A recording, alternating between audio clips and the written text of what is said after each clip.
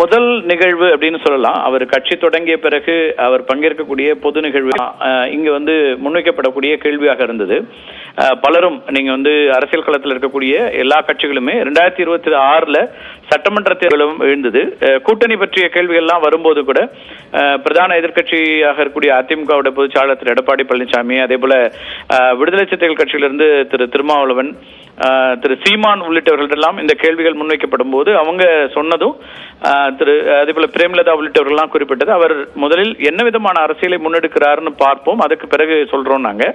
அப்ப இந்த அவருடைய கடந்த கால இப்போ எதற்கெல்லாம் அவர் வாழ்த்து சொல்கிறார் அப்படிங்கிறதுல இருந்தும் அவர் ஒரு திராவிட இயக்கங்களுடைய தொடர்ச்சியா தான் வராருன்னு பிஜேபி ஒரு கடும் விமர்சனங்களை முன்வைக்க தொடங்கி இருக்கிறத பாக்குறோம்.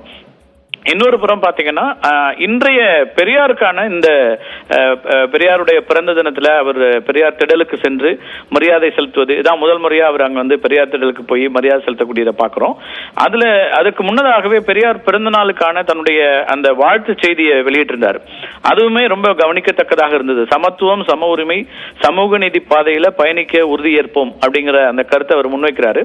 ஏற்கனவே தன்னுடைய கட்சியினுடைய நிலைப்பாடு என்னவாக இருக்கும் அப்படிங்கறத பற்றி வெளியிட்ட அறிக்கையிலும் கூட அவர் மதவாத சக்திகளை எதிர்க்கிறோம், சாதியவாதத்தை எதிர்க்கிறோம் அப்படிங்கிற இடத்தை தான் அவர் குறிப்பிட்டிருந்தாரு.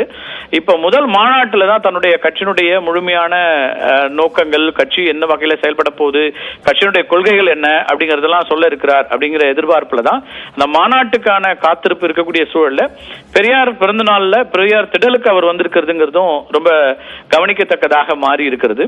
அதுல ஏற்கனவே அவருடைய அந்த வாழ்த்து செய்தி, பெரியார் பிறந்த நாள் செய்தியிலுமே கூட சாதி மத ஆதிக்கம் மற்றும் மூடப்பழக்க வழக்கங்களால் விலங்கிடப்பட்டு கிடந்த தமிழக மக்களிடையே விழிப்புணர்வை விதைத்தவர் அப்படின்னு பெரியார் பற்றி திரு விஜய் குறிப்பிட்டிருந்தார். ரொம்ப முக்கியமான ஒரு அரசியல் கருத்து அப்படின்னு பார்க்க வேண்டியது.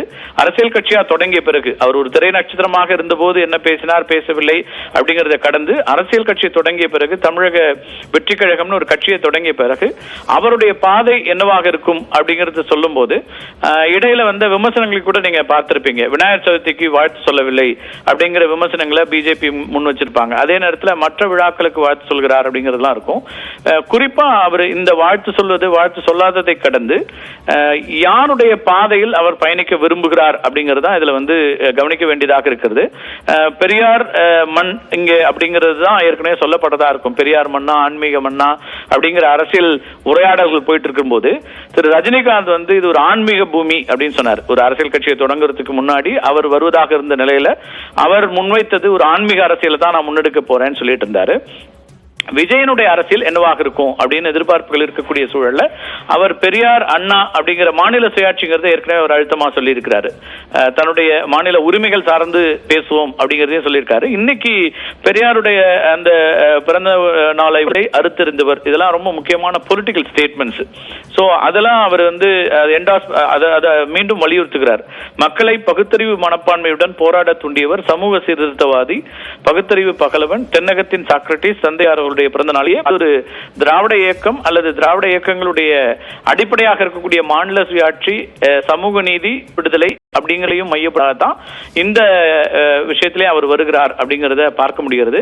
பெரியார் திடலுக்கு பெரியாருக்கான மரியாதை செலுத்துவது அப்படிங்கறதன் மூலமாக விஜய் தன்னுடைய அரசியல் பாதை என்ன என்பதை சற்றே வெளிப்படையாக அறிவித்திருக்கிறார் அப்படின்னு பார்க்கலாம். இன்னமும் கூடுதலான அவருடைய பாதை என்னவா இருக்கு அப்படிங்கறதெல்லாம் நிச்சயமா அவருடைய மாநாட்டில் அவர் வெளியிடக்கூடிய செய்தியின் பொறுத்து அது அமையலாம். ஆனால் இது ஒரு முக்கியமான ஒரு நகர்வு தான். அரசியல் பொறுத்த வரைக்கும் அவர் அரசியல் கட்சி தொடங்கிய பிறகு அவர் பங்கேற்கக்கூடிய பொது நிகழ்வுகள்ல அல்லது அவர் மீது ஒரு விமர்சனம் முன் வச்சுட்டே இருப்பாங்க. பிறந்தநாள் வாழ்த்து சொல்றது அல்லது இந்த வாழ்த்து செய்திகளை தவிர்த்து அவரிடமிருந்து எந்த விதமான கருத்தும் வர்றதில்லை அப்படின்ற விமர்சனங்களை ஒரு பக்கம் வைத்துக் கொண்டிருக்கக்கூடிய சூழல்ல தன்னுடைய நகர்வுகளை ரொம்ப திட்டமிட்டு சரியா தன்னுடைய பாதை இதுதாங்கிறதும் இன்றைய பெரியார் பிறந்தநாள் கொண்டாட்டங்களின் மூலமாக அவர் சொல்லக்கூடிய அரசியல் கருத்துக்கள், பெரியாரை நாங்கள் போற்றுகிறோம்ங்கிறதோட நிக்காம பெரியாருடைய என்னென்ன விஷயங்களை நான் வழிமுறை எதெல்லாம் என்ன செய்திருக்கிறான், எங்களுடைய கட்சி தொடர்ச்சியாக அதை எடுத்துட்டு போகுங்கிறது தான் அவர் வலியுறுத்தி இருக்கிறாரு. விஜய் தன்னுடைய அரசியல் பயணமாகவும் எடுத்து செல்ல போகிறார் அல்லது அரசியல் பயணத்துடைய மைய பொருள்ல இது ஒரு முக்கியமான ஒன்றாக இருக்கும் அப்படிங்கறதையும் நம்ம இதுல இருந்து புரிஞ்சுக்க முடியும். சிவரஞ்சனி, பெரியாரின் பிறந்த நாளையொட்டி பெரியார் திடலில் அவரது அவர் பேசாத நிலையில் கட்சியை அறிவித்ததற்கு பிறகு அவர் முதல் மேலும் விளக்கமளித்தமைக்கு நன்றி கார்த்திகை செல்வன்.